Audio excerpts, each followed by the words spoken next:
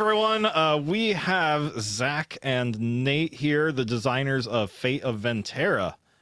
I am really excited for this interview and to be able to talk to you two.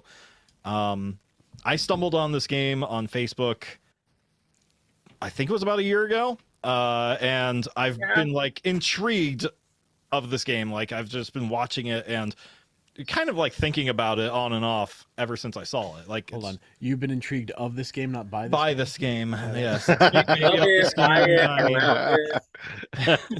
it. That was very mature of you. I know it was, but that's also Pennsylvania education. It's like laying on the bed. No, I think it's just like a week of teaching high schoolers, and my brain is just fried. I'm just done. No, I get Fantastic. it. I get it. Great time to do an interview, right? Yes. Yeah. All right. Yes. Where geographically abouts are you guys based? Are you anywhere near Arizona? No. No. I used to be. You lived in LA for a little bit.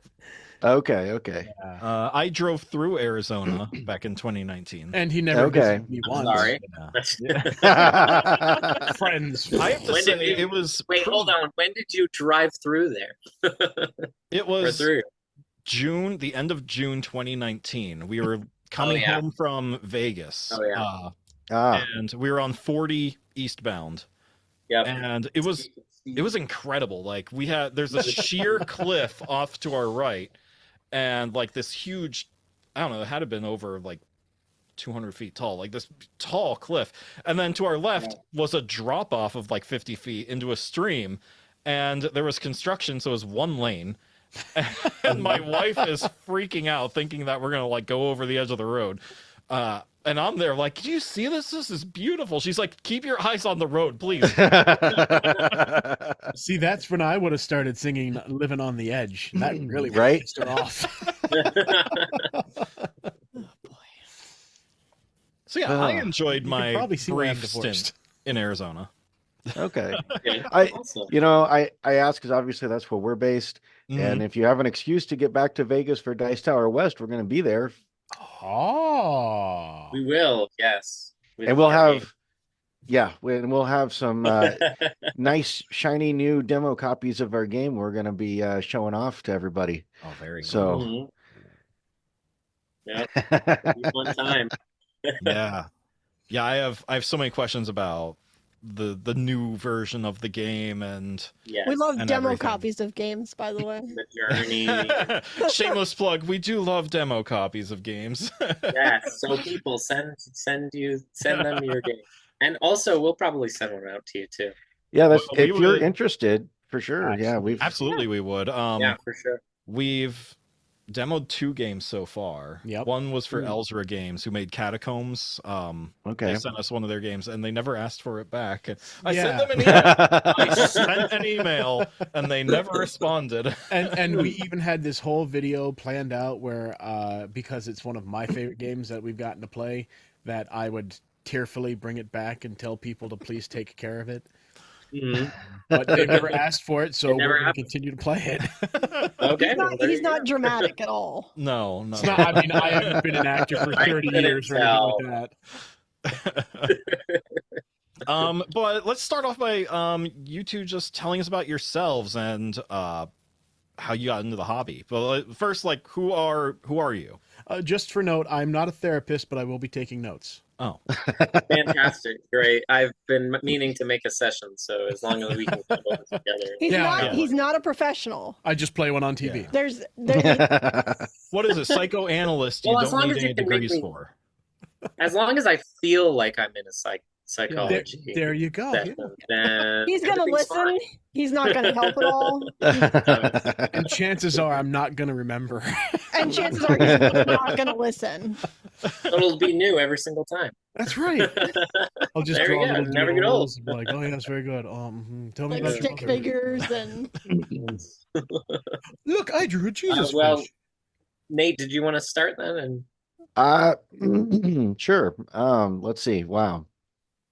I don't know how far back you want to go. I mean, I got into games generally, as a hobby when they started coming out with cool stuff in the 90s, I think the first one that blew my mind was Axis and Allies, Mm. and then Catan came out in the late 90s, Mhm. and started getting into games and stuff. And so I was doing, what was it?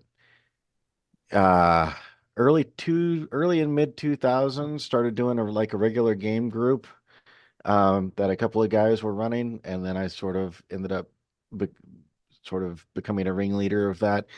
And I had kind of dabbled with a few, you know, homebrew games, never intending to publish anything. I don't know if you guys remember Star Wars Epic Duels. Um, was this little it was what predated Unmatched. If you're Unmatched, familiar with yeah. Unmatched, it was the original Unmatched, but with Star Wars characters. And way like 15 years ago, before Unmatched ever existed, I made my own version of Star Wars Epic Duels with like Marvel characters. But I knew the licensing would be an utter nightmare, so I just did it for my own, Yeah. enjoyment with my home group. And then, you know, um, Zach, as a young lad, ended up coming to in his Yeah, formidable that kind of years, takes. came to our game night a few times, and we got to be friends. And then, what is it, about 6 years ago now, Zach was like, "Hey, I had this brilliant idea for a game that I want to try to, you know, play test and see if it goes anywhere and develop." And so it was him and his brother Matt, and they talked me into trying it out, and we started brainstorming things, and that very first sort of iteration, that first original brainstorm, it led us down some rabbit trails. We went a couple different directions, probably for, I don't know, something around the 2 year mark, and then we we got to an impasse where it wasn't the sort of game that we were just really excited about, right? Like it was fun, but it wasn't anything that we were excited about. We're like, okay, let's just take it back a step and revamp it, and went back to the drawing board, and Zach came back with some fresh ideas, and then it really took off. The second iteration, uh, we've both been excited about it ever since, and it's been, what, about 4 years working on it now, something like that. Uh, yeah, I think. Well, a year before 2020, right? So would have been Also, 5 years so a little then. over 5 years now. Yeah. Yeah, So, yeah. That kind of leads into where I got into board games. My brother. Well, I think initially, yeah, I came to Nate's game night at his old place a while ago, and I was like, "Oh, this is cool." But then I never really came back, and my brother actually had me come back to his game night, and then after that, I was like hooked, and like I want to say within a couple of weeks, I had already gone home and started designing games. Like I was already like making stuff off of cardboard and paper and stuff like that. Like I was so excited to just like start making stuff, and I had like it was like early versions of it, so I'd have like playing cards, and I'd be like, oh, I'm gonna make a game off of just laying down playing cards, because we had me and my brother would just be sitting there sometimes bored, and I'd be like, oh, I'm gonna figure something out and design something, and then he'd always be like, it's not fun, and I'd be like, okay, well, I gotta try again. I have I four will more say he's ideas. probably So. yeah, I'd say my brother is probably my harshest critic, because especially with the Fate of Venterra, uh, he doesn't even like the game, but I've had him play it like Well, fine. He doesn't get a 12, copy. 13 times. Yeah, exactly. So, but yeah, that was kind of what really brought me into it, was just, I mean, other people, but like once I once I played, I don't even remember what game I played, but once I played like more in-depth games, I was like, oh, okay, I want to be a part of this. I definitely want to design something. Mhm. Yeah. I learned about you guys a little bit through digging around on the internet and stuff like that. Mostly on just your Ooh. website, on on the Corrosive Games website. But He's not Little creepy. detective work, No. You not huh? stalking us? well, when Maybe we a little. interviewed when we interviewed Jamie Stegmeyer, I'm like, it always feels wrong. Like when I'm researching someone to ask questions, like it just feels. Well, I don't know, let's be odd. real. Your obsession with Jamie is very I mean, real. okay, yeah. Jamie Stegmeyer is like my favorite designer, and he knows it. And So he told. So Jamie, your biggest fan. I know exactly your complete schedule when you go to the bathroom. When no, that's Shanna. So I'm gonna yeah, go no, ahead and that's his pull up wife. this. I found this photo of a while ago, and I want to pull up and reference right now. Yeah, like Hot Ones. Like, tell me about this Yeah. picture. Exactly. We totally need to do that with John. Oh yeah. So Zach, let's start with you because I have one for each of you. Uh-huh. So you're an auto mechanic and also a musician. So I am. Yeah. like small engine, big engine, like are you just like regular like auto mechanic? Yeah, I work in a shop where we kind of do like big. We don't do like we do engine installs and stuff like that. Like we'll do anything, but we Mhm. look for like quick turnaround work where we can, That makes sense. get a car in the same day and then get it out the same day. Yeah. So, but pretty much everything, diagnostic, diesels, gas, I say, do anything. you dabble in the diesel? A little bit. I don't. It's not my specialty, but I can Yeah. do it. When I do a diesel, I like to take the fuel and dab it behind my ears and everything. Nice and aromatic, huh? Oh, yeah. I myself was raised by a master mechanic. The man can fix Oh, okay. anything with an engine. Yeah. So Nice. I'm not quite a master. But... like you're going down the road, you smell diesel exhaust. Everyone's like, "Oh, that's disgusting." I'm like, no, that's my dad. Brings back memories. My favorite That's story good. about her dad is some guy called him up and said, "Hey, I'm coming by. Can you take a look at my vehicle?" He said, "Yeah, okay." Come No, on it was by." a truck. Or the truck. Guy comes in with the truck.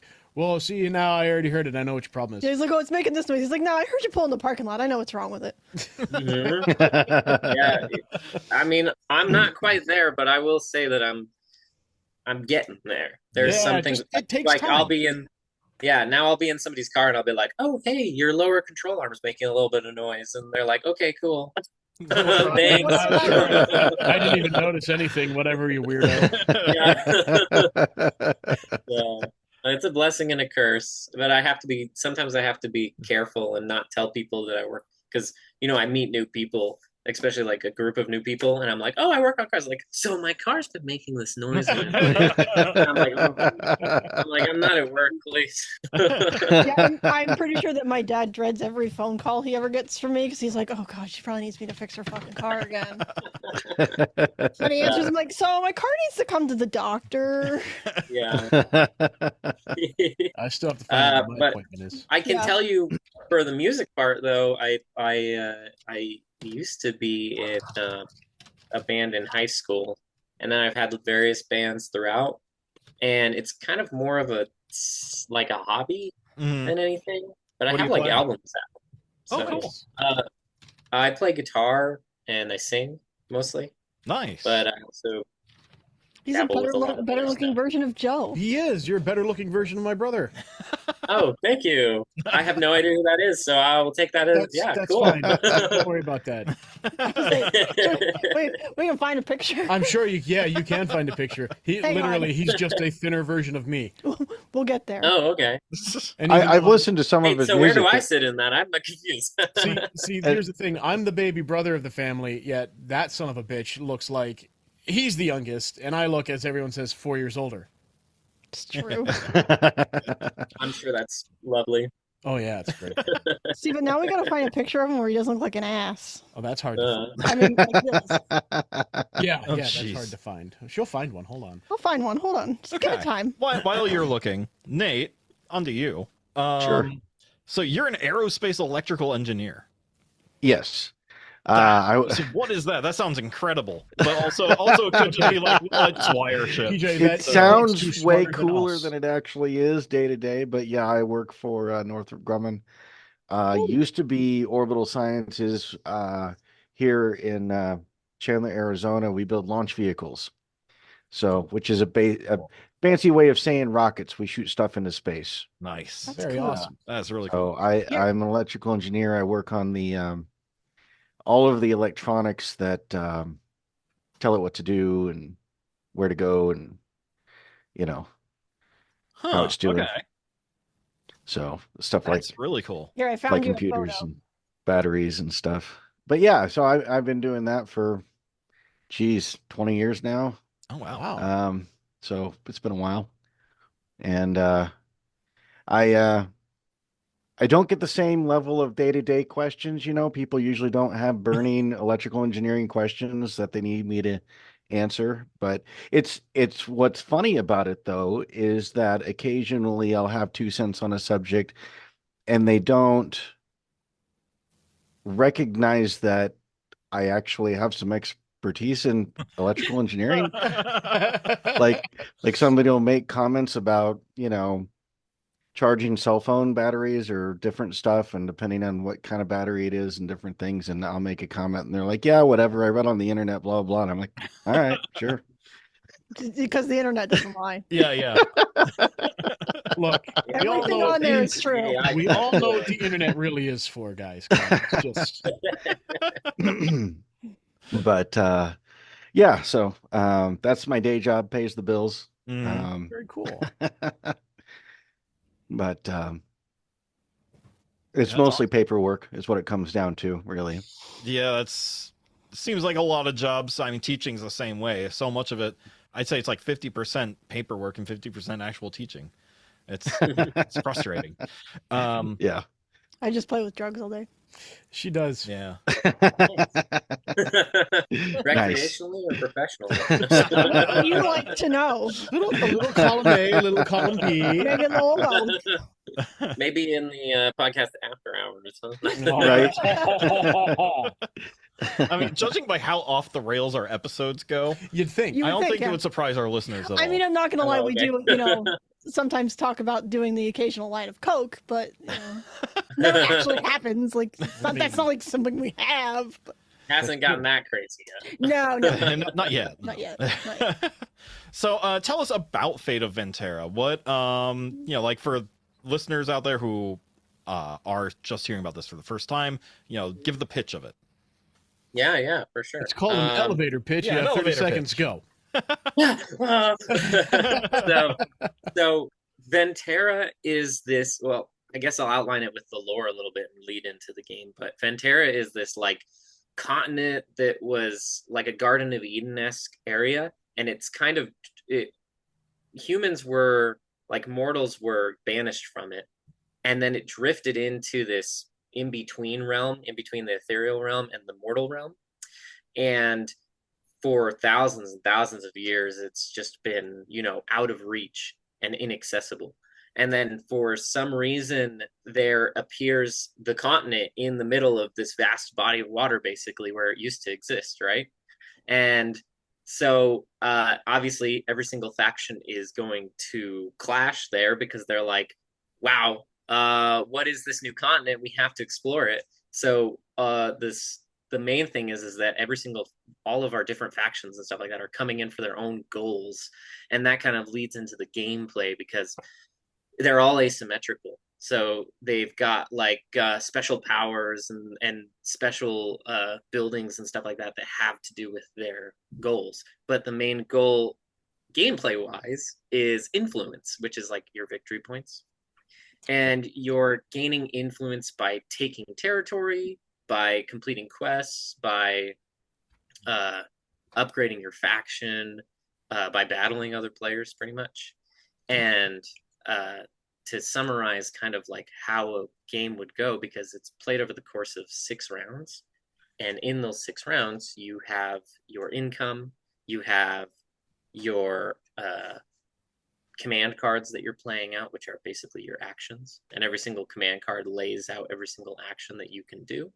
And then you have your questing phase, and then you have to pay a large army at the end. So it's this big scale war game kind of, but it's also got a lot of Euro elements that people have said it's very much like a mix between a what term do people like Ameritrash and then Euro Except games? for I will No. say if I can butt in for a minute, one of the Yeah, go ahead. things that we're very proud about is, it's got this very immersive dark fantasy uh, um, setting, and we've got a fantastic artist that we've been working with. Lee Rastilov has done most of our character art. It's fantastic. Um, but it's a territory control game that where there's no dice rolling. So the battle's very deterministic. So like for people that like Eclipse or you know um try Kemet or there's like dozens of territory control games. I'm totally spacing on most of them right now. But anyway, with most of them that I play, the thing that really screws me over the most is bad dice rolls. You can have the best strategy in the world and you just have a terrible roll and your army just dies. Well, this one's much more much more strategic in that while an opponent might surprise you with a particular move or something like that, that you're not going to get screwed over with like a random event. Like everything is on the table, is known, so it's very high strategy. And then for that type of game, it's a relatively short game. You can actually play it in a game night instead of like all day, like Twilight Imperium or like a weekend. Yeah. Uh, Yeah. so, um, some of those were design goals that Zach and I kind of set for ourselves. We wanted we wanted something that you could actually, play in a few hours instead of all day or all weekend, and still capture the feel of those types of games and just the enjoyment of getting that deep strategy and you're getting engines going and looking for action combos and all kinds of stuff like that. And it's very, very satisfying. Yeah. Yeah, I was watching some gameplay footage and things like that, and it looks similar in complexity and scope to Game of Thrones, but doesn't look like it lasts nearly as long. That's Uh, Yeah. correct. I That bought was yeah.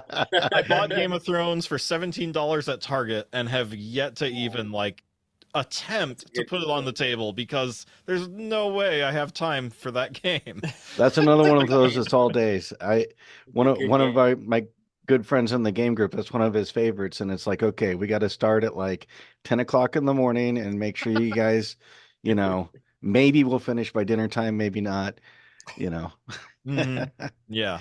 But Yeah, it's a l- I will say that probably Game of Thrones was a big influencer on this one because I think that I played that before I even started designing this one. But Okay. like I know when we did the re-update and stuff like that, Scythe was a big influence on our I game I too. I thought We I felt some scythe bone Yeah, mark in we there. really liked the idea of a top action and a bottom action. And Hmm. that kind of like was the big thing that we took away from that game was we were Yeah. like, that right. would be really cool to incorporate because being able to just play one card and do multiple actions versus having to choose individually all of your actions just makes it so much faster to make decisions. Yeah. Hmm. Yeah, I like that a lot. What's going on upstairs? I have no idea what's going on upstairs right now.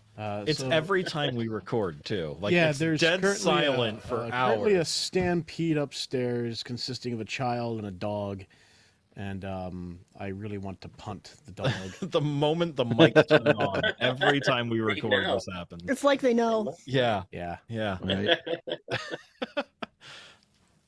So So Game of Thrones was an inspiration. So was Scythe. Those were two I had in my notes. Like it looks like it was inspired by them, but Mhm. definitely doesn't steal from them or copy them or mimic them in any way. It's just the influence is there, and yeah, it's Yeah.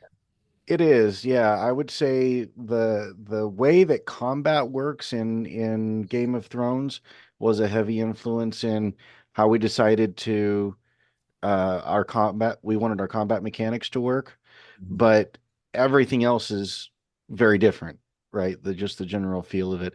And then again, the whole thing with having multiple actions on a single, in our case, it's implemented differently. We have command cards that have, you know, um, different actions that you choose from. But the idea of grouping them together like that, was taken from Scythe. But um, yeah, so you can feel some of the roots, but none of it feels like it's you know a direct parallel. You know what I mean? Yeah. Right. Yeah, like all deck builders are the same, but this does not seem like, it has the same mechanisms or anything like that, if that Right. makes sense. Yeah. And one of our big things that also sets our game apart would probably be the map building, because that was a big thing that we wanted to implement no matter what, even though it was a little complicated at first, because we were, when you go like, okay, we want to have map building in our game, you're like, okay, we want to make it so that it's like fully customizable individual tiles that everybody places out at the beginning of the game, and then you're like, okay, 45 minutes later we've built the map and now we can start the game. And we wanted it to be like, we wanted setup to be a part of gameplay, so it was just like, okay, how do we make it so that it's a little quicker and more intuitive? And so we kind of have like 4 hex tiles that each player gets 2 of them and then places them out, so that the game actually scales completely linearly as you gain more players, basically. So if you play a 2-player game, you build the map the same way you would in a 6-player game. You just do it with 2 players, and nothing else changes. None of the setup or anything, nothing else changes. It's just, you would do normal setup. You just do it based on the number of players. And one of the That's things, super clever. yeah, one of the things that I'm also very proud of is that not only does the setup scale that way, but the playability. It like most games that are like 2 through X number of players don't actually play that well at 2 players. I mean, there's a few, right? But most of them, and like Game of Thrones, like that my one friend really likes, he won't play with less than 6 players because it's it's not worth it or whatever, according to him. I don't know if I agree completely, but or people say Twilight Imperium, you can't play it with less than 5 people or it's terrible or whatever. Yeah. Our game truly is a really good game at 2 players all the way to the full 6-player count. The only difference, like Zach says, is the map gets bigger, and obviously the game takes a little bit longer with more players. But the actual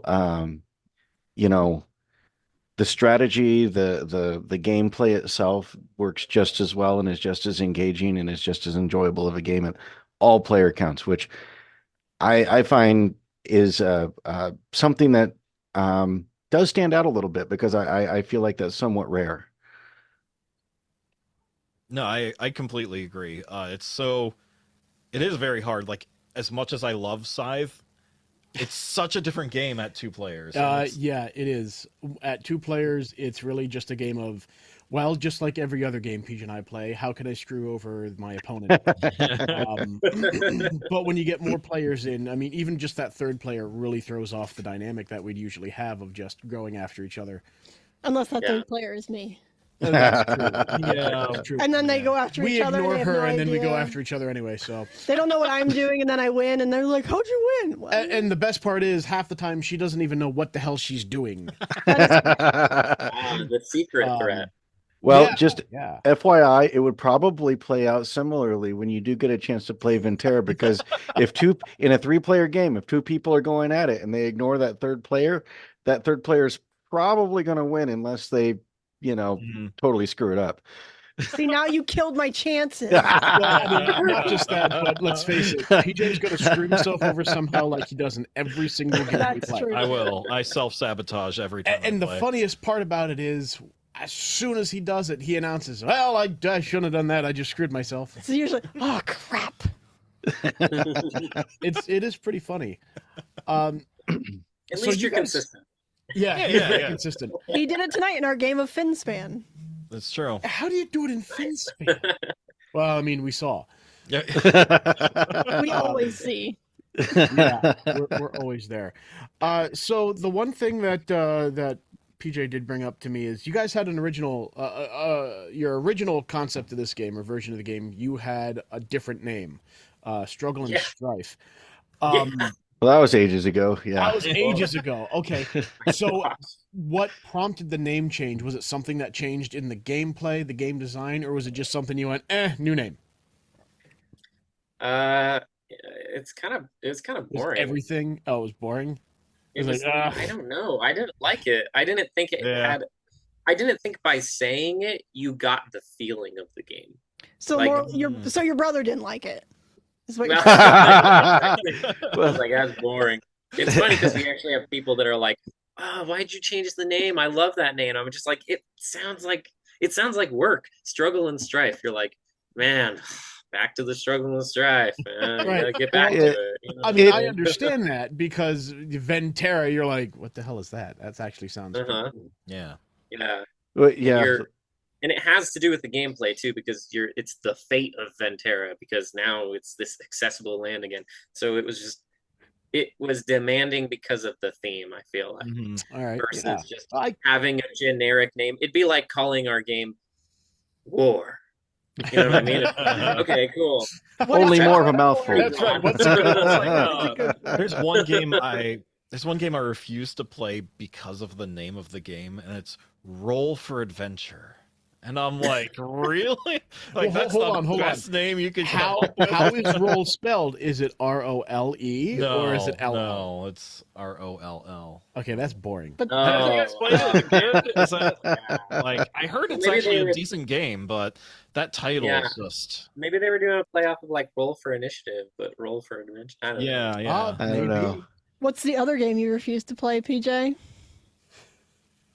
Oh god, no, we're not talking about that. Oh, gosh, Aliens. this sounds deep-seated. Aliens, Another Glorious Day in the Core. It's just, I don't know if you guys have played that one, but we are not a fan of it. See, I'm willing to give it another chance. Where I'm like, I didn't like our playthrough. I suppose I could I'm- have, but I'm willing to give it another chance. But he's like, hell no, we're not doing it. Screw this game. And I'm like, I keep saying Hey, we need to sometimes sign games it. hit like that. yeah. I don't I know, keep some saying we need to games- sign it, take it to our local game store, and just leave it there. It's their problem now. Right. Yeah. you didn't have Take to it, do the take damn it to a thing. convention, have people play it, and when somebody says, "Oh, I like this," you're like, "Okay, cool, thank you. Yep. It's Please Bye. take yours. it." Right. Bye, Felicia. Yeah. Feed them water once a day. That's right. Don't drink it at midnight. Don't get it wet. Right. They come out at night mostly. Yes. So Right. things I have learned about the game from your Facebook ads From stalking Okay, you. fantastic. is a Okay. war game like Risk. No luck. Asymmetrical like Root, but not to that extreme. Otters. Are there otters? Not yet. Not No. Don't you dare put in otters. Can you please put one in there and can you please name it Dan? A random otter named Dan. Oh. If you listen to our root episode, you will understand. Oh damn. Okay. Damn. Okay, I'll Well, have to do the- some the research The, on the that. Maybe expansion, not the original, expansion. not I was not the so base game. gung ho about Oh, those okay. otters, and then they screwed me over. Those furry little bastards. It was great. We He's might be all able about to it. sneak an otter in some artwork. somewhere. Yeah, I was gonna say we could make it an Easter egg. Maybe we had talked Yeah. about Will know, it one of- be- one of the I don't things that know. We'll have to see. We'll have to see. Right. one of the things that we liked about the structure of the game is most of our expansions that we would like to build off of it are basically going to be adding new factions similar Yeah. to Root, right? And One so- of them can just be otters. Well, maybe not quite, but maybe it'll be like a river people or something, and Sea maybe one of them will have an creatures. otter pet or something like that. Maybe An otter named Dan. An otter named, and that'll be the name of the faction. an otter named Dan. An as a faction. I'm flattered. Just one otter. That's Just- it. just Just one. down like whole the entire- like the Vagabond in Root to have a Yeah. just a single character faction. That would be interesting. I'm so glad you brought that up. Mm. I hate So, you guys. other things and upgradable buildings that provide stat boosts. Am I correct Yes. in that? Okay. Mhm. Yeah. Approximately $70. And or is that changing? That's gone That up. has to adjust, unfortunately. That's fine. Yeah, that's with Yeah. all kinds of factors going on right now. That's not expected, and with the quality of the components of your game too. I was kind of expecting it to be higher when I originally saw the price. I'm like, there's no way. Yeah, That- well, so originally a lot of our stuff was our first quotes were kind of looking at really thin cardboard and yeah, like yeah. for the base game, like trying to keep the price like as low as we could get it. Yeah. And then after talking to people for a while, it was apparent that even for the base game, it needs to be like high, like premium. So what Even you're if the saying base- is Yeah, yeah. you needed to explore otter options. Yeah, yeah, more otter related content and type of sourcing. We actually source directly from manufacturers that employ only otters. Actually, Yeah. now that you say All the paper was It's shipped only down otter rivers. it. Yeah, but actually, our structure ended up changing. So, we originally were gonna have like a base game and then a deluxe game, and you have to choose between them. That was the Our other thing I structure- was going to ask about. Yeah. Our structure is actually going to change. You're going to have your base game, but it's going to be the basic part of the game, like the core of the game, Mhm. and then you can add on stuff on top of that to make it a deluxe game. Oh, So Oh, you never okay. have to, and you never have to get rid of your base game. That will always be the starting point, and then you can build off of that. So I like that. and sorry for ducking out of the camera there for a No, minute. it's okay. You had mentioned the upgradable buildings, and this is a feature that I just like to really show off. So I hope you don't mind. no, please. Show off as many things as you want. Yeah. I don't know if you can see if I can hold it up where you can actually see it. So that's, I don't know, how well can you see that? That's an Okay, yep. outpost, and it's got basic, so that's your basic one, and then your building upgrades go onto it like that, and then it becomes whatever that type of building is. Oh, that's so That's cool. cool. That's so cool. And then you've got your basic shrine buildings, and you upgrade it like that. Oh, that is awesome. That's I cool. love that so much. So that's something that we hadn't really seen other games do before, and it took quite a few iterations to land on that, but once we did, we were super stoked about it, and we've just been really happy with it ever since. Yeah, I love that. That is so cool. That it seems when you look at it, you're like, oh, hey, obviously that's so simple. But man, the design for it was like the amount of iterations we had to like get to that point of it actually being that simple was, I don't know why it took us so long. Did you I get think there? it's You're we're like, trying to why? overcomplicate it. Like, don't just think of this in the first place. Yeah, Right. exactly. We were all like, oh, what if a building goes on top of a building and then that building goes into, and we're like trying to like overcomplicate it. And then finally we were like, okay, let's pull it back a little bit and kind of like think about it a little bit more from the beginning. Yeah. And it really led us to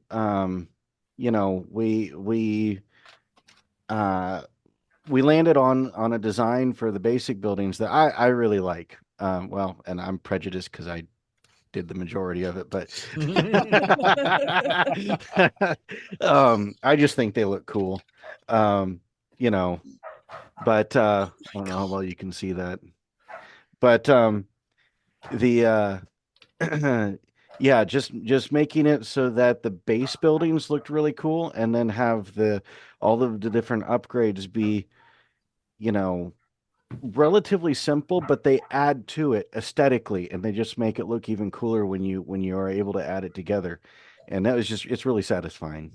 Well, they look really neat. Yeah. So those are your upgrades as you go through the game. Yeah. That's so cool. They- You don't see a lot the of stuff base- like that. Yeah. The base buildings have like stats. So on your player mat, Mhm. your base buildings have stats, and then when you add on that upgrade, it adds additional stats to that building that is on a territory basically.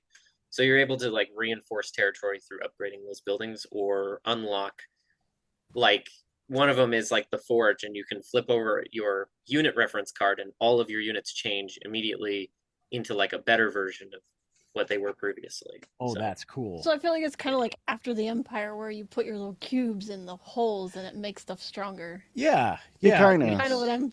only looks cooler.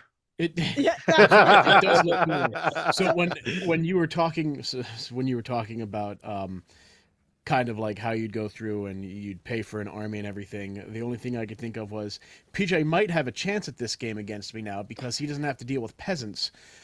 When we played after the Empire, his whole strategy was to let all of his fields burn, screw over the peasantry in every way he can. he didn't feed his people. He just gave them gold. He was like, I don't have food for you. Here's money. Go. Here's money. Go to the neighboring town. Go get yourself some stuff. food there.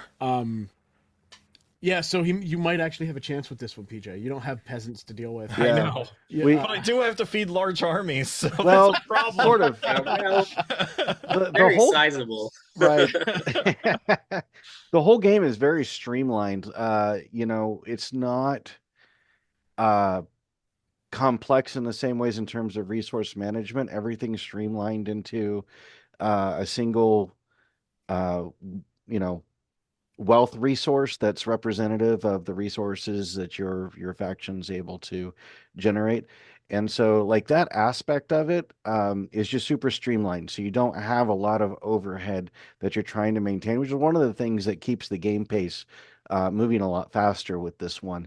But you still get that depth of play because you're having to still decide how you're allocating that resource, even though it's simplified, in terms of building your empire, getting more units, going after quests, trying to get specific territories or whatever your goals are, you know.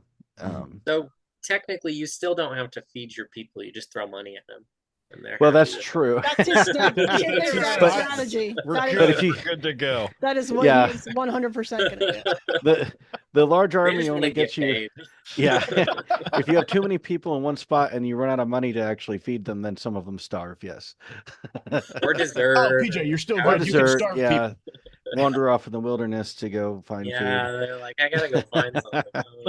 He went off to look for food. I'm just He gonna go- hasn't returned. It has now been 5 days. I'm just going to go kill this bobcat. Uh, I heard some screaming in the woods. It sounded like a girl, but I think it was Bob. there Or you go. Dan. It was the otter. So- At least it wasn't a groundhog. Those guys, oh my god, when they scream, it's Freaking- scary. Friggin' Punxsutawney Phil. Look, I got a 50 caliber Henry that would love to shoot that thing. Any groundhog that gets yanked out of a hole at 6:30 in the morning with all these lights on is bound to see a freaking shadow. He's also bound to go, fuck you, let me go back to bed. Right. Hey, that sounds like me. Yeah. Does. Are you a groundhog? No, I he's an don't think otter. I'd appreciate Otter. He's Dan the otter. I hate you guys. In Fate of Venterra. All this time they've been pulling on an otter and they didn't even know it. He just wants to go back in the water. So this game is asymmetrical, and we Mhm. mentioned otters a lot, and root and everything. But how hard is it to design a game that is fairly asymmetrical like this? I mean, there's like at least one faction, maybe two, that don't even have like a starting fortress. They're just like out loose in the Yeah. world. So Yeah. Kind of. how does that all work? I feel like that's why it's taken first 5 let's- years. Yeah, It's let's- called Bandits, PJ. Bandits. yeah, Have you not seen Mad Max? Come on. yeah. So let's just go to like designing the asymmetry and coming up with the factions. Well, they've all Well. got different backstories, and I don't know if Zach wants to talk through some of it. Let me just put in my 2 cents on my two favorites, since you mentioned them, the ones that don't actually have fortresses. So in this world of Venterra, um, two of the factions, one of them is called the Pack, and they're very connected with nature. They live far away from most of the rest of the civilized areas of the other factions, and they worship the moon goddess. When Venterra reappeared, they got a personal visit from the moon goddess, who asked them to come and kick everybody else out, because she knew everybody was going to come, and she didn't want them there, so she asked them to come and kick everybody out. And so they show up, and they, instead of a fortress, they have a tent, which is where their elder priest lives, and it can move around with them, and they get like movement bonuses and stuff from wherever that's located on the map. And so they're like super mobile on like in terms of just being able to move around the board and take lots of territory.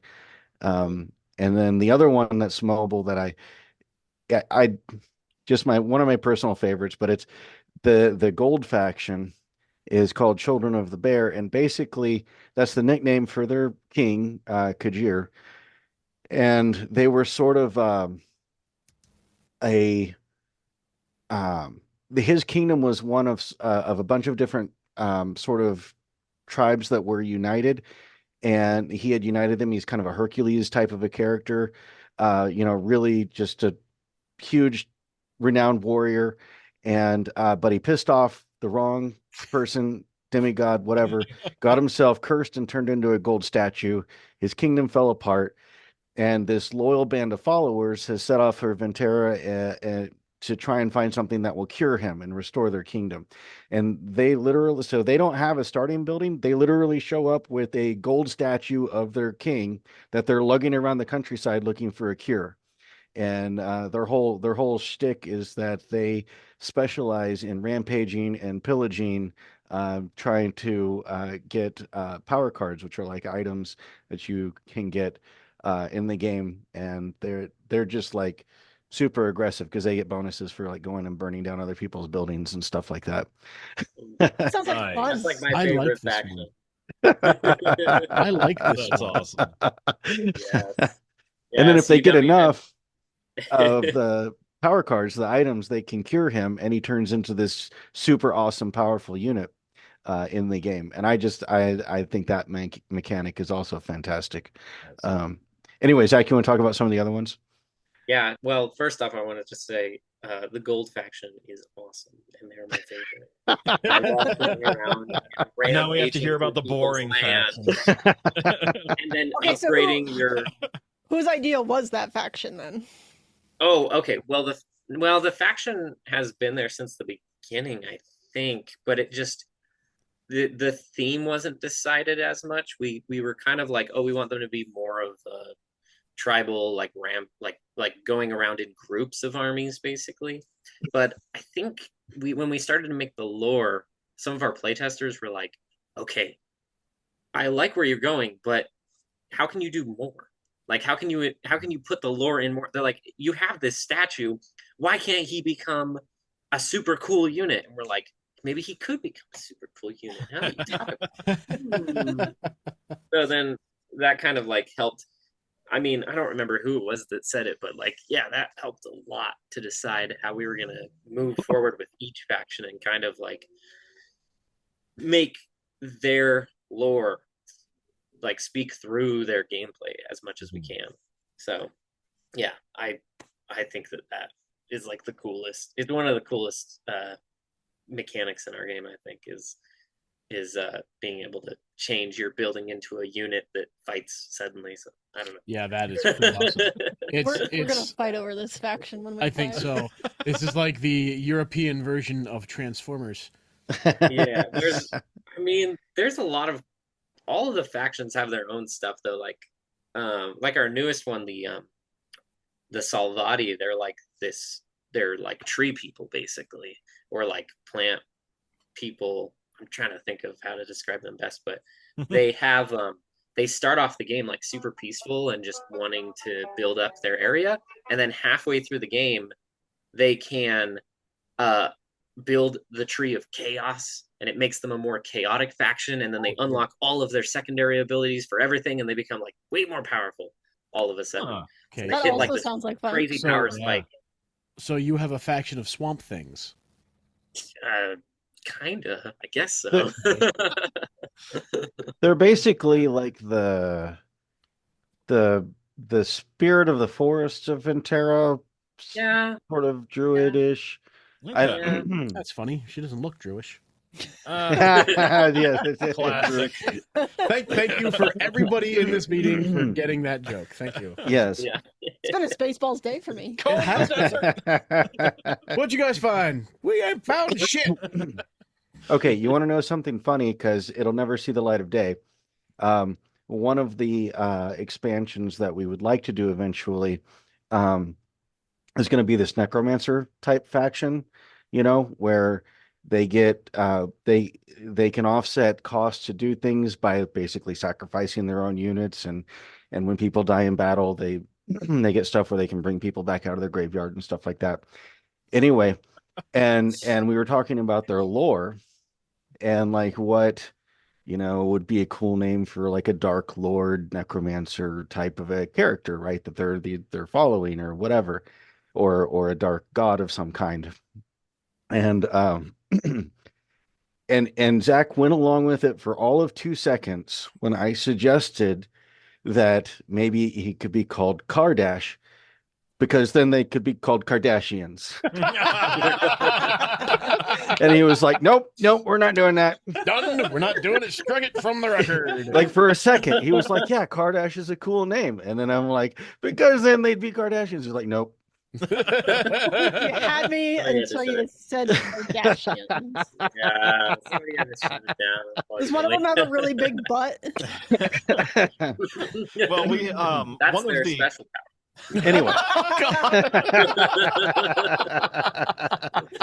One of the designers we interviewed, he made a game called Party Wanted, and So fun. it's so good. But Party Wanted, some of the expansions he made for it were Jennifer Love Druid and Post Necrone, and he was a necromancer. So I anticipate more of those in the future. So don't say never. Yeah. Oh, we're gonna do the Probably. faction. It just the Dark Lord won't be Kardash. Could be Dash Car. Dash car. There you go. Exactly. Yeah. Maybe That's, Dashkarians. yeah. How'd you know? I'm just that smart. Or we're just not that creative. I don't know. Definitely one of those two things. Yeah. I learned everything I know from the otters. Yeah.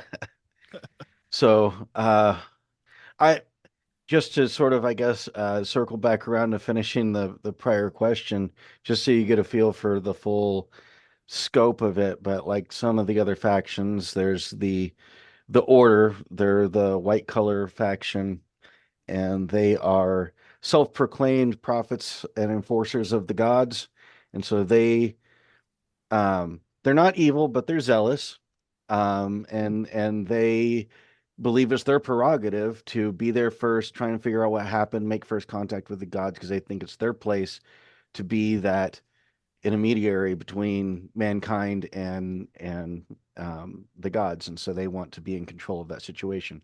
And gameplay wise, they're able to generate more money than everybody else more quickly. And they get bonuses for doing lots of quests compared to everybody else. And then we have the Legion of the Dragon, just sort of like Roman Empire meets Lannisters, or what's the other? This is totally all you, PJ. I don't We were want. just talking about Game of Thrones and the dragon. Targaryens, yeah. Targaryen, thank you. Oh my gosh, I I mean, they're basically can't believe the I Empire. forgot. Anyway, yeah, like Targaryens. I can't believe mixed you with- forgot either. Jeez. And I can't know. believe it's not butter. I'm gonna be just shamed for the rest anyway. But Go stand in the corner. but their whole thing is they're trying to keep stability in their empire because it's starting to crumble. That's the largest in the world, and they can build their army faster than everybody else, and they just get like territory bonuses for owning lots of land. And then there's the Northern Watch, who believe it's their job to protect mankind from magical threats, so they're coming to take control and shut down other people, and they've got a lot of abilities where they can kind of interfere with people and keep them from playing leader cards and keep them from playing power cards, and they want to try and take control of the different power locations on the board. So Yeah, a lot of their stuff has to do with like when other people have magic, then they feed off of it and then use it against them in a way. So that's kind of their like theme. Nice. So I do remember what I wanted to say about designing asymmetric factions, though. And that is, it's going to be a little while until I do it again. It was a lot of work. It's very complicated. Yeah, I don't know how Leader Games does it for like all of their games. Like that's their thing, you know. I don't know. A lot of playtesting, I guess. A lot of willing participants, I guess. Yeah. That's probably been the biggest thing. Is like, hey, let's go ahead and throw together a 4-hour game here, you know. Because it's going to be a lot of stopping and being like, okay, so I see what's going on here. How do we change that as we're playing the game? Yeah. And fortunately, we've had a fantastic core group of people who have been willing to play our game over and over again. Over the last couple of years, and you know, which is great. It's because we've play tested our game a lot, but the vast majority of them we're always teaching people the game. Like when we go to conventions or different events or things, we're always teaching people. And so, and while 99% of everybody that plays the game loves it, it's not necessarily the best playtest data because they're still figuring everything out, right? Right. Yeah. So that makes it especially. Now, if something's really broken, which has happened a couple of times, we like tweak something and then we teach the game to somebody and one person just slaughters everybody else and we're like, okay, that was a little bit too much. How did that happen? There's something broken with this faction. Let's do that again. Yeah, it's those moments when somebody reads their card and you go, hold on, wait a second, what does it say on that card? Like, did I write that? That doesn't We have those moments. Yes, yes, we do. Yeah, I love those moments where it's like, your card can do what? Which is fine when other people are playing and learning the game, but when you design the game and you say that, it's like, maybe we should think this one. We didn't think about this before we did this, did we? Yeah. Right? In hindsight, that was not a good idea. Yeah. Theory, but or when it's worded just right, where it's like, I guess you could play it that way.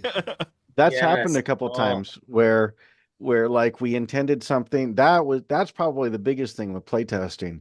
We write something that makes sense to us, somebody playtests it and they do something bizarre with a card or an ability or something, and we're like, what? And they're like, well, it says right here. And we're like, oh, it didn't even occur to us you could read it that way. That's what that word means. Yeah.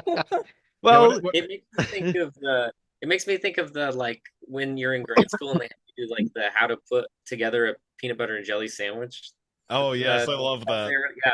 Yeah. That's kind of what it's like because you're like making the rules to do something and people can interpret it in their own way. They're like, you know what? I read it like this and this is what I'm doing. And you're like, okay. Yeah. In my world, the peanut butter goes on first. No, in my world, the jelly goes on first. I was teaching you to make a peanut butter and jelly sandwich and you made a Cobb salad. What the hell? Oh, by the way, I just saw an ad for something called the Cobb Gobbler. What the hell? Okay. Where it is it's like a potato, like a vegetable peeler, but it's wide enough to get kernels off a cob. So it's the Cobb Gobbler. That sounds so wrong. Did you order 5 immediately? I know, right? I was like, do we need to get one of these? We need at least And then right after it was an ad for grate garlic. You can guess what it does. It grates garlic. And I'm like, oh my god, we need this one too. These people are geniuses. I don't know how they do it. I know what you're looking up on the internet. And just how to You don't want to know what he looked up on the internet. I know, right? You're one of the things he's looked up on the internet. So I can just true. tell you that the things he's looked up on the internet and he's told me about, my reaction is almost always the same. Jesus Christ, PJ. Speaking of things I looked up on the internet. Oh God. Nathan, you're an admitted lover of fantasy and sci-fi. Is that like books? Yeah, everything. Like books, movies, games. I would say, yeah, I mean, I've been reading fantasy and sci-fi since, I don't know, as long as I can remember. Some of my favorites, I don't know if you're familiar with Brandon Sanderson's stuff, or Robert Jordan's Wheel of Time. Yeah. The Mistborn trilogy with Brandon Sanderson. I'm currently reading Red Rising, if you guys are familiar with that. I've read the first two, and I'm halfway through the third. Yeah. Okay. I'm almost done with the first book, but yeah, and I was one of those very cruel parents who forced my kids to actually read the book before I would let them watch a movie based on a book, and so I ruined so many movies for them. You're so horrible. Dude, I can't watch Secret of Them after reading the book. But at least, they they did appreciate the ones that actually did a halfway decent job, though, because there are a handful. But yeah, so I love all that kind of stuff, and some of it came in useful when we're brainstorming some of the different lore and different things. I would mention something occasionally, and Zach would be like, "I don't know what you're talking about. What is that?" You didn't bring up any Dune references, did you? Not so much, I don't think. But it is funny. I think around the same time that we were making this game was when I was watching Game of Thrones. So oh, so that's where a lot like, of the influence. I can see that. Okay, all right, influence. Yeah, there's a little bit going on there, and The Witcher a little bit too. Okay, I like The Witcher. I've read not all of them, but I have read a few of the stories and everything, and I really do like those. Yeah, I need to finish that series. Yeah, The Witcher is great. Yeah. So yeah, my favorite sci-fi series of all time is Otherland by Tad Williams. Oh, okay. I read that ages ago. I'd have to pick it up again. Yeah, I've listened to the audiobook once and I read through it twice. So okay, yeah, one of my favorite series. And Amazon picked it up for a show. Oh, I'm hoping it gets made. Because it's so hit and miss. Some shows they like. Whatever it is, the first 6 seasons of Game of Thrones was awesome until the TV writers had to take over, and then it was crap. But, and then, I had really high hopes for Wheel of Time, and that turned out terrible. Oh, that was in my opinion. I know some people like it. Bad. Sorry for offending those of you who like it, but I like the books.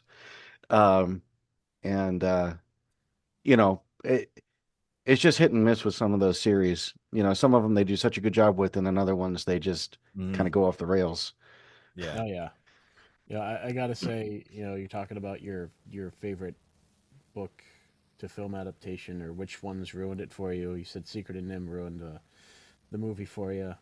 Yeah. The book that ruined the movie for me, and this was shortly after I had seen it, was Jurassic Park. Oh yeah. Oh, I was one of the only people that hated the movie when it came out because I had just read the book. So I did it in reverse. Of course, I was that was 93. 93, yeah. Yeah. We were like six. And I always read the more adult books that always got me in trouble in school. Yeah. And I watched that movie and I was like, holy crap. And then I saw the book thinking like, oh, it's the kids version. I read the book and I was like, holy shit, this is so much better. They're blowing up raptors with bazookas. Yeah. Muldoon's a badass. It took me years to admit that the movie was actually a good movie because I had just read the book right before I saw it originally. Yeah. And me over here, I didn't even know there was a book. Uncultured heathen. Well, something new every day. One of my favorite aspects from that film was the chase scene with the Jeep and the T-Rex. And Yeah. what always made me so like giddy and giggly was I used to work at Warner Brothers, and I was a tour guide, and I was like, I know this place. We're in the jungle. I really know this place. And someone's like, oh yeah, we actually after the hurricane, Universal came over here to do the Jurassic Park. I was like, I fucking knew it. Like, oh my god, this is great. So if I didn't get to talk about Batman during my tours, I'm like, hey guys, let's have a T-Rex chase us. This is gonna be great.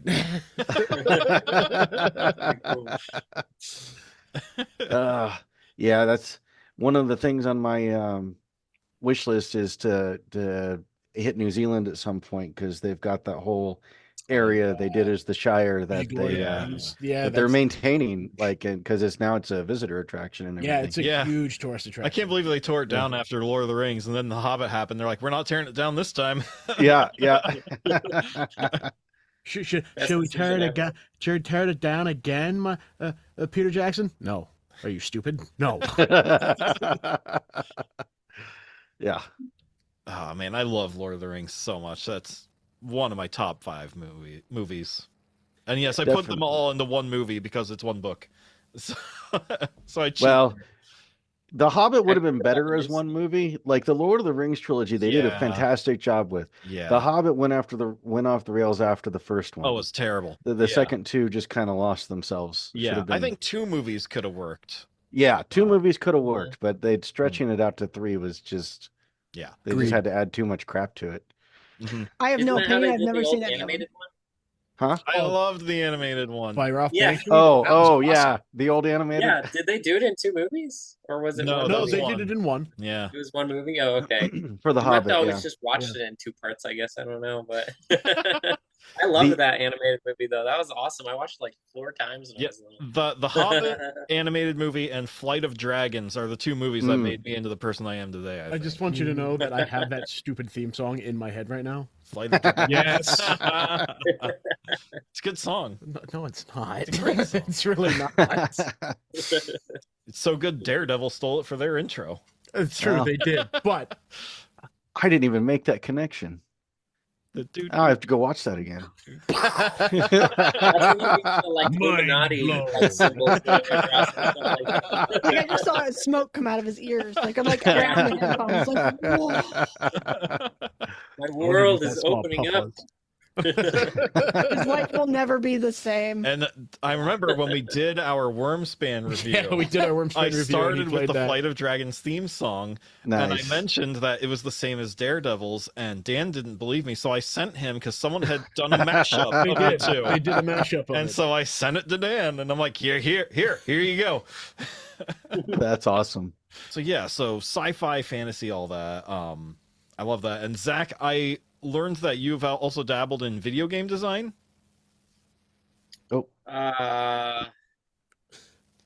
No, I don't think so. Oh, okay.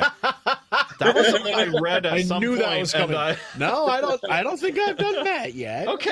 Yeah. I mean, I don't know where I used read that to- then. Like there where that was would like come from. this. There was like this old like. I'm trying to remember. Scrap? Is that what it was called? Scrap or something? Or you could like take pieces of code and put them together. Oh, you're talking like- about oh my gosh, I'm totally spacing the name of it now. It's But it like was like Scratch for, or like- something. Scratch, thank you. Yeah, it was like for like it was like early entry level like coding and stuff like that. Okay. And you had like pre-built codes that you could carry into like an area and then build a game off of that. And I built like this little like top-down shooter game that Oh, you had nice. like its whole storyline to it, and it had like it had like cutscenes basically, but like really really low quality cutscenes where like you were like being talked at mostly, and yeah, it was Yep. just Oh, so that. these I are, mean, like, that's the only thing I've ever really done. are we Huh. talking like 8 and 16-bit era, or are we talking like PlayStation? You know, the original PlayStation. We're talking like stick figures. We're talking Stick. like Oh, Nice. okay. Yeah. So we're past the original PlayStation. We're into like PlayStation 2 era. Okay. yeah, exactly. I like Yeah, that.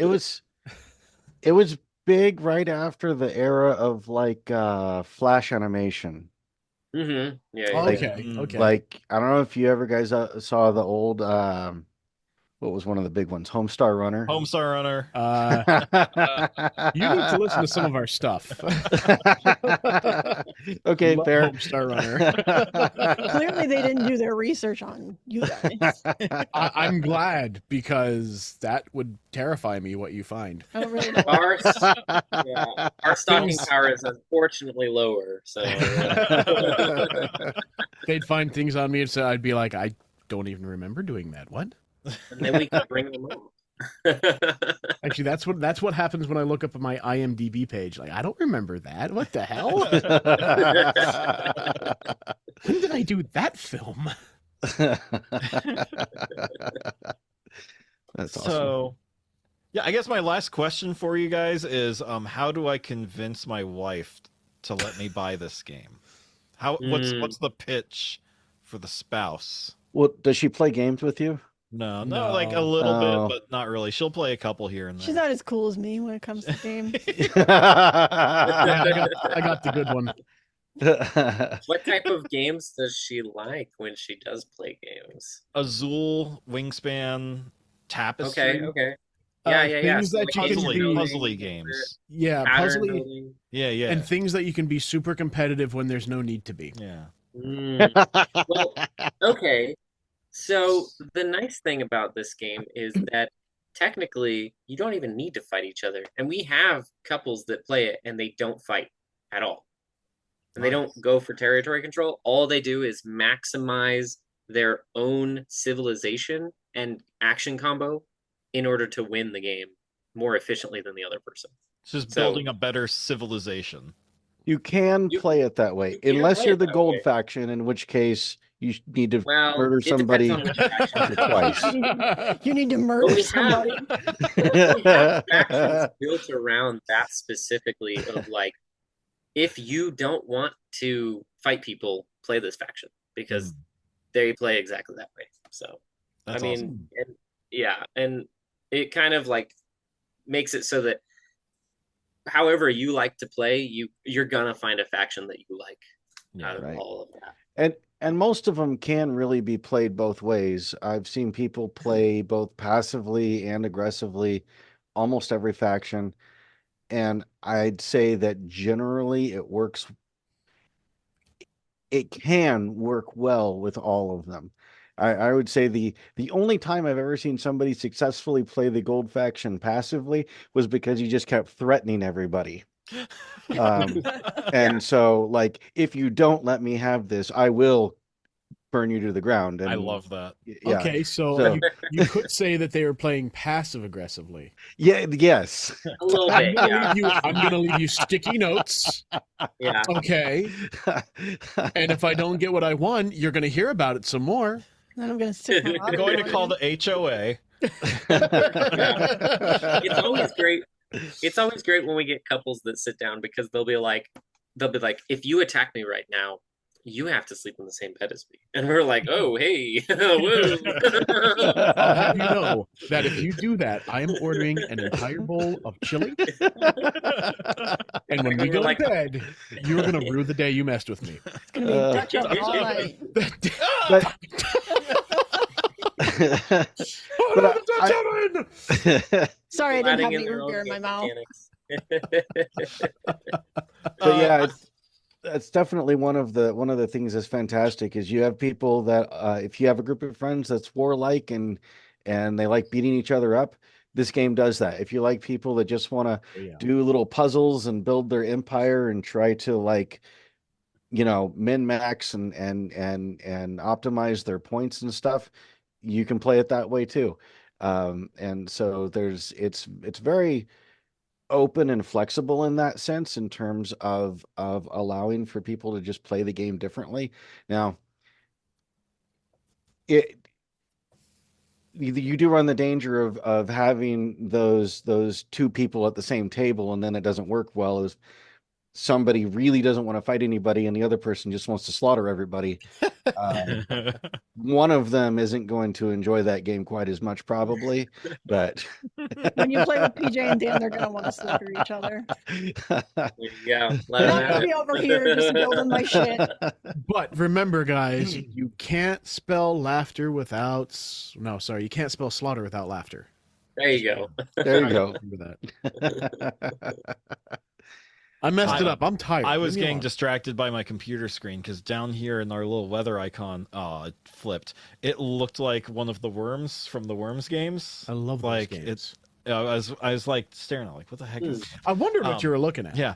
Anyways, I lied. I still have one more question because I need to talk about what initially hooked me on the game was just the artwork. This game is gorgeous to look at. Like, it's very photogenic. I noticed. So That's right. It says, "I'm pretty. Smile for the camera." Well, thank you. We've been working out.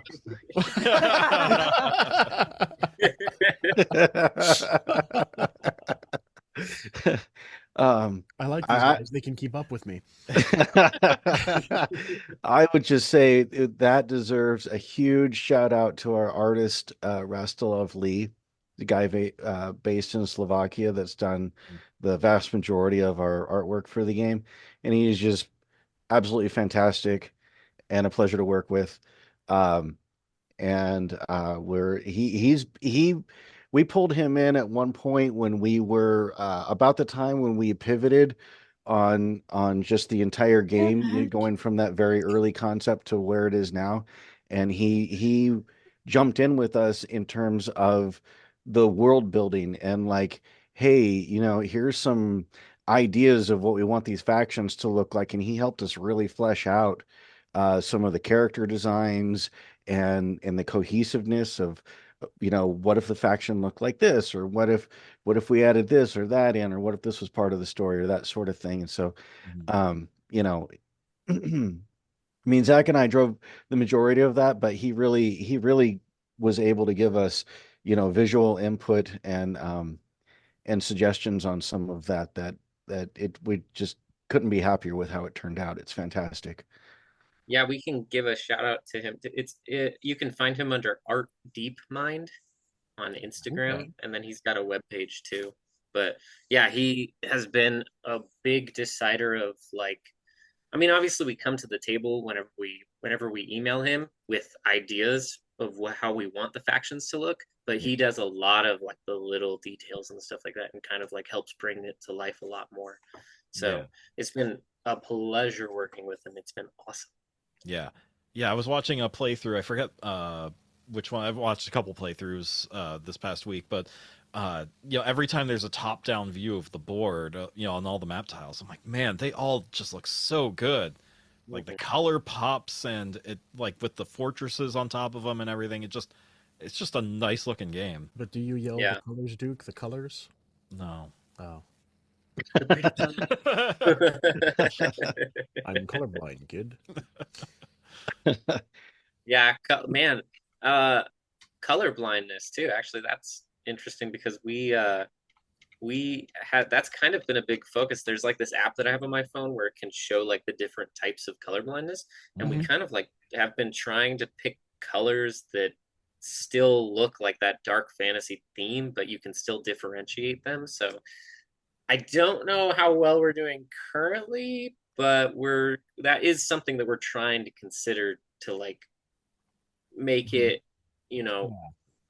go with our game. See, that's still pretty cool that you've got that in mind. We've seen quite a few games that have combated colorblindness by substituting straight color for, well, here's your color, but also here is your symbol. So we do that. We have a lot of symbology in our game, a lot of icons. So that helps a lot as well. That's awesome. Yeah. I'm sorry. I just thought of the Boondock Saints. Oh yes. What's the symbolism? Symbolism.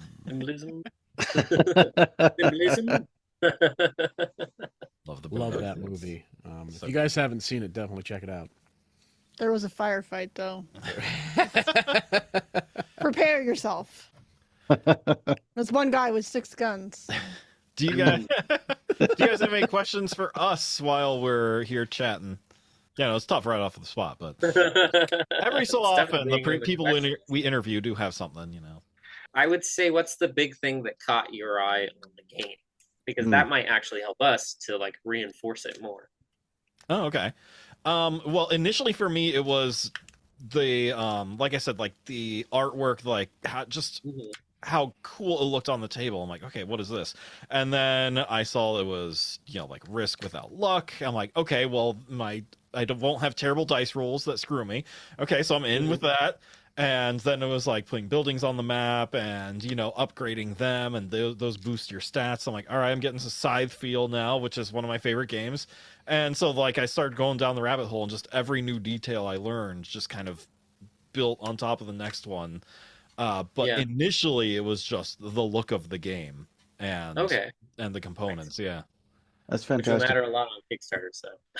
yeah, I guess a follow-up question that I can think of is, in your, as um, people who are basically have seen our game, that most of our early exposure was from conventions. We'd go, there's stuff around Arizona mostly, yeah, and show it off.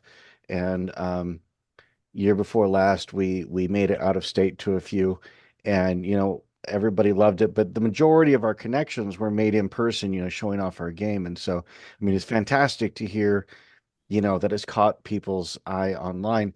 But with that, is there anything that when you saw it, is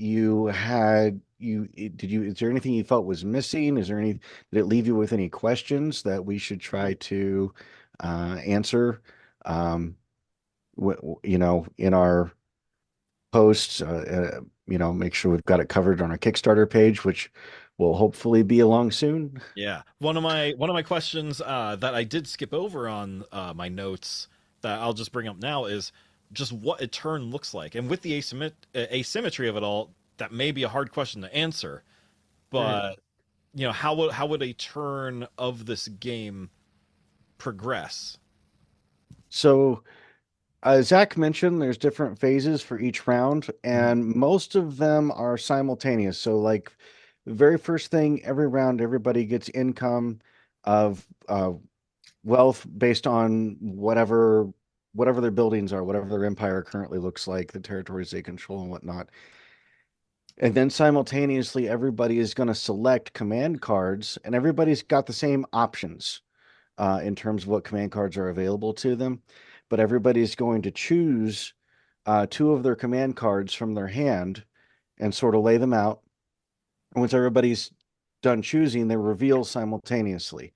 And then the bulk of the round is each person in initiative order going around, and everybody does one of their command cards, and then it'll go around a second time and everybody does the second one of their command cards. And then after that, simultaneously, there's an opportunity to complete quests and to check to see if you have a large army that you have to pay the cost for. And then on certain rounds, there's bidding for initiative, which will change up the order on the next round for Okay. who gets to resolve their actions from their command cards first. Ooh. So and the actions on the command cards um, are comboed differently on each of the cards, but there's an emphasis with each of them. So, you'd want to play a certain one if you're wanting to focus on building new buildings that round, or a different one if you're wanting to collect more quests, or a different one if you really want to uh, take advantage of some mobility on the map and move your guys around, or whether you want to get leader cards out of your reserve so that you're able to use them, or whether you want to unlock your faction abilities. Like, all of that plays into which command cards you want to decide to play each round. Um, and everybody reveals simultaneously, so you can't change your mind afterwards, but you could play them in either order. So you could be like, oh crap, you played that one, I better do this one first. You can't change your mind, but you could choose which order you want to do it in. All So right. that's Okay. what the bulk Similar of to it looks Gloomhaven like. in that Yeah. in that regard. That's Yeah. cool. Here, I have an example if you'd Love like. Yes. So we've got, oh my goodness, let me turn off this. Actually, I might be able to work past it. There it is. Hey. So you've got maneuver at the top of it. You have your movement action, and at the bottom of it, you have an either or choice. Where you can either recruit a unit or upgrade your faction What abilities, basically. And then, like, here's the plan where you're able to reserve quests or complete them, and then move units or gain income. So, yeah, all of them have a secondary choice on the bottom of them of what you can do. This one has 3 options. Oh, Okay. man. keeps blurring out. It's not doing me any favors. And so each card, you only pick one of those options, No, or you do all top of and them that you bottom? can afford to do. Okay. Okay. Some of them have costs. So like the reinforce, you recruit units. Some of them don't cost anything. Some of them cost stuff because they're cool. And then you can upgrade buildings and build buildings, but only if you have enough money to do both. Otherwise, you have a decision to make, And then they depending have on. numbers on them and what order you should do them. But like Okay. these are all your units right here listed. Mm. And then when you upgrade them with the forge, you just flip this over and then they become more powerful specific types of the same unit, basically. Yeah, that is So- And That's the really cool. units Yeah. on the map actually look like the exact shapes on the unit reference card. So there's your soldier, your siege weapon, your so cool. your knight. So your unit reference matches the shapes exactly. So it makes it hopefully intuitive for everybody. Yeah. And while we're doing a show and tell, I might as well show you a player board. So this is kind of Ooh. what they look like. That's neat. That's really cool. So this is where you have all your faction upgrades. This is where your unit reference card sits. This is where the statue of Kajir would sit. This is the gold faction, Okay. and then these are all of your buildings. So you have your basic buildings up here, and your and these are your other basic buildings. These are shrines, and these are outposts. And then below that, you have the upgrades that would slot into them, and they have the different stats that add on. Nice. And then like displaying some of the asymmetry, you have this building they already have filled in, and this building they already have filled in. So they only start with 2 up here and 2 over here. They already have these ones like basically unlocked, and they can't lose them. So Cool. versus you got your other, like here's brown. Your other factions are, they all have 3 starting like basic buildings up top for each section. So yeah, there's a lot of differences, but they all use the same types of shapes and the same types of things, which makes it a little bit easier when you switch from faction to faction. Yeah. Right. That's pretty awesome. Mm-hmm. Yeah, I'm really excited about this. Do you have Nate, you kind of hinted at it, but do you have an idea, like a ballpark of when you want to give this a go on Kickstarter, or is it going to be Kickstarter Game Found? Have you figured that out yet? We are working on the Kickstarter page currently, Okay. and we are. Go ahead. We planned for Kickstarter. I want to address this first. We planned for Kickstarter, and we are building for Kickstarter, but we do have a meeting with one of the reps for Game Found probably soon, and they have. He hasn't extended an offer to us yet, but he's kind of talking about it a little bit. So we have to meet with him first and see what's going to happen with that. That makes sense. Yeah. Because they obviously want to bring more games to their platform. Yeah. Right. So there's some like perks that Yeah. could benefit that we could benefit from for that. When we originally were looking into it, Kickstarter was a little bit more friendly for first-time publishers, whereas GameFound seemed early on, especially, they were a little bit more picky about wanting established publishers. It seemed like, and so that's been changing. And so, like Zach mentioned, we're talking with the guy. We're moving forward with building out making sure we've got everything set up for the Kickstarter page. If we decide to go with GameFound, I mean, that's a possibility. We'll see. We are like really close. We're really hoping to launch shortly after Dice Tower, which is first week of March. Cool. Cool. Very nice. I feel like this is going Do to you be have our any next seismic. Our next seismic. Oh my god. We have mentioned one of the other designers we interviewed, Jason Blake. He made a game called Seismic, and I don't think there's a week that we don't talk about it. And thanks to Angie, this week we have mentioned it again. We bring it up at least once. And thanks to Angie, yes, we brought it up once. But he tried on Kickstarter once and it fell through. And so he moved to GameFound, and he said that they were so helpful with helping him like gain some traction, and they put him on the main page, on the homepage when on launch day and everything. Yeah. So so he was really grateful for everything they did for him. Okay, that's awesome. Yeah. Yeah, and if you want to read some crazy updates, oh my gosh, just go to Seismic's GameFound page and read the updates, because they were like so close to funding, and some guy he bought tons of copies of the game. I forget how many it was. He bought. It was like 20 copies or something. Yeah, it was. And each copy is like $200. Yeah, like 15 or 20 copies. And he's now known as the Minnesota Killjoy because like suddenly the game funded, hooray! And after it funded, he would like periodically pull one every back. day he removed some pledges, and it looked like the game stagnated then, because like they kept getting more, because they funded, more people flocked to it and started buying the game. But then he would remove his, and so it didn't look like they were growing at all, and it was crazy. It was just such a crazy thing. So now he has his own little character faction in the game. I wonder if he was trying to help or if he was just trying to mess around. He was trying to help. Yeah.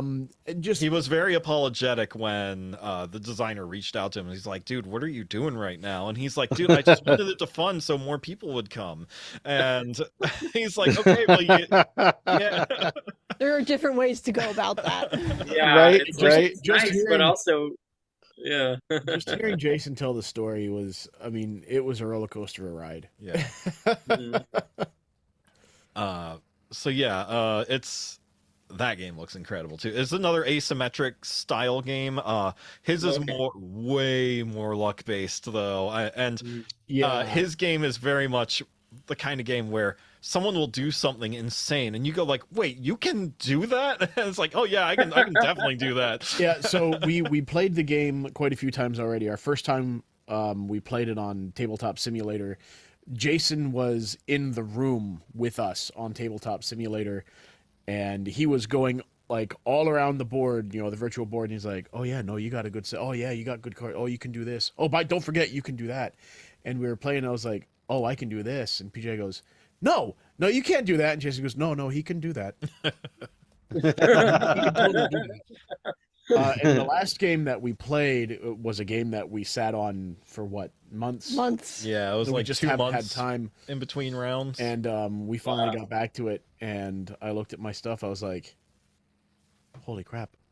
I'm actually close to winning this. I didn't realize that." And I didn't say anything. And our friend Matt was with us too, and Matt's like, "I'm in the lead. I only need this." And I was like, "Oh, well, on my turn, I'm gonna do X, Y, Z. Oh, hey guys, I only do one more thing, and I win." And Peach was like, "What?" No. After weeks of it sitting. Yeah. So like the things that you can do in this in Seismic are astonishing and cruel. For example, you can use, and there are like your game, command cards to choose your actions and everything. But this style is, unless you get a card that tells you don't have to do this, in order to play a card, you have to burn a card. So you Ah. really have to choose carefully which card you want to use. Yeah. And this one particular card I got said, "Oh yeah, no, you don't have to do that anymore. You don't have to burn and turn. You just play whatever you want." What? But one of the cards is you use the command module, basically the spaceship you're building. You can move it on the board anywhere. And one of the things that PJ did to me, because he's a jerk, is I was gathering troops and he crushed all of my troops. He picked up, I mean, he literally picked up his entire command module and crushed my troops just to be spiteful. Sounds like a good time though.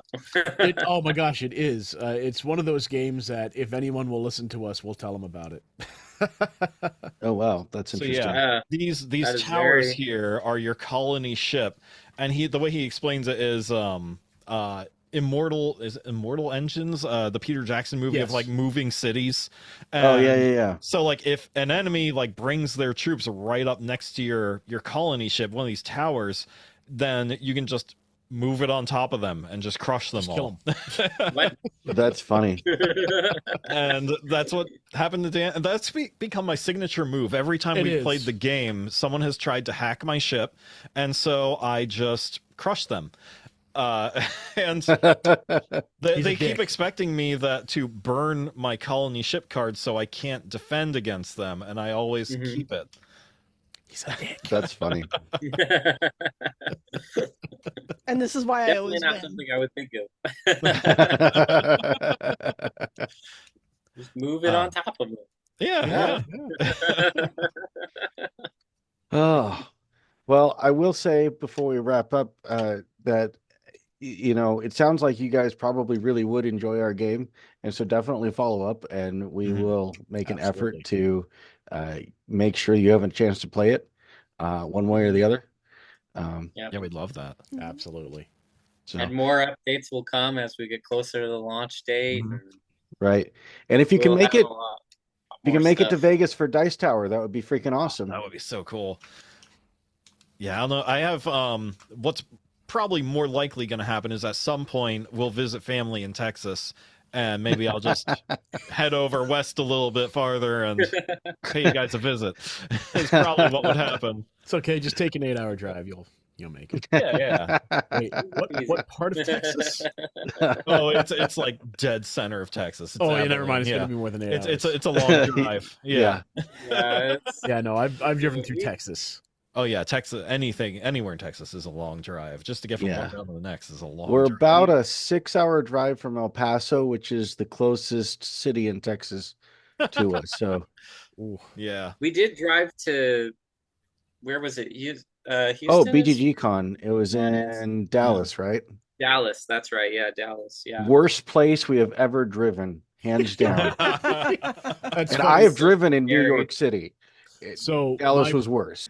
Oh man. Well, guys, thank you so much for giving us your time and hanging out with us for this Yeah. hour and a half here Yeah. or so. well, more like hour and 45. Hour minutes. 45. Yeah. Oh, thank you guys. It's been a Hey, pleasure. you know what, it's just fun. I'm glad we were able to make this happen, though. It was a lot of Yeah. fun. Yeah. Yeah, For you two sure. are an absolute delight. When the Kickstarter gets going and everything, if you want to like check back in, we'd love to have you back on for like a follow up Absolutely. to see That how would be things awesome. are and everything. That'd be so Maybe cool. when it's live. That would be great. Yeah. Yeah, we like to keep up with everybody that we interview, Mhm. see how their progression's going, and Yeah. just shoot the shit because we're weird.